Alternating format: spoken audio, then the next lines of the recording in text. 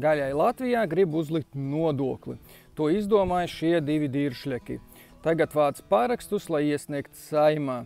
Šī ir jaunā iniciatīva pa godu zaļam kursam un klimata glābšanai.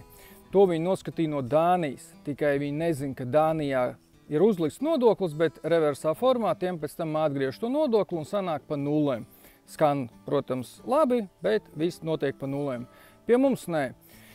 Pie mums viņi uzskata, ka mēs patērējam pārāk daudz gaļas un ka mēs esam pietiekami bagāti, lai samaksātu vairāk par to pašu patēriņu. Bet, ja paskatās, cik mēs patērējam tonās, tad sanāk, ka Eiropā mēs esam trīniekā no apakšas ar Luksemburgu un Maltu.